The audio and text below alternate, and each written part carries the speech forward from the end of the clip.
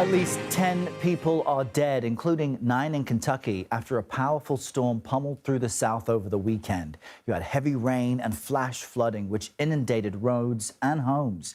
Downed trees and power lines left hundreds of thousands of people in the dark.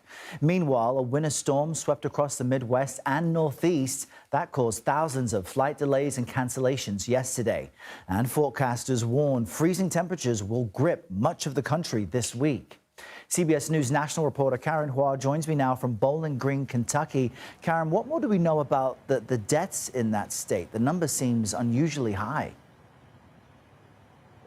Yeah, well, good morning, Errol. It certainly is a very tragic way to start this Monday morning. As you mentioned, at least 10 people have died across the South, including at least 9 right here in Kentucky. And unfortunately, that death toll is expected to rise. Officials confirm most of these deaths are because people were trying to drive through these fast-moving waters. Among those deaths include a mother and her 7-year-old child who were submerged in their vehicle when they unfortunately passed away. Now, over in Atlanta, officials there say a man died after a tree fell onto his home while he was laying in bed.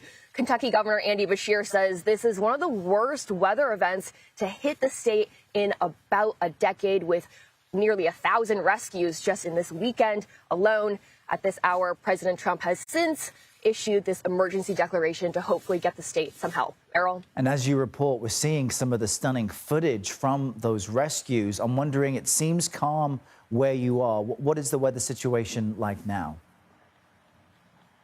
Well, Errol, we're standing at the Barren River right now. Certainly this water has receded, but it still is considered by meteorologists at a moderate flood stage. You can see it's moving behind me, and some of this water around has risen to the banks. It is expected to recede today. But just for a little bit of reference, the state of Kentucky typically expects about 4 inches of rain in the month of February. In comparison, this past weekend, they got 8 inches of rain, nearly 8 inches of rain. So that's almost double in 2 days what they typically see in 1 month. Yeah, and the same region was hit by Hurricane Helene, or that storm at least, its aftermath, not too long ago. What are the next areas of concern? I know there were power outages as a result of this as well. Yeah, certainly. So, well, first of all, we're under a flood warning in this Bowling Green area until mid-afternoon. But the other concern is also the snow. It was snowing on and off throughout the night. And so some of these roads that are still flooded right now, the fear is that they might freeze over, which would certainly make it a lot more difficult for these officials to restore power to those people, those thousands of people who are still without it across the state. All right, Karen Hua, there in Kentucky, just past 6 a.m. this morning. We appreciate your reporting.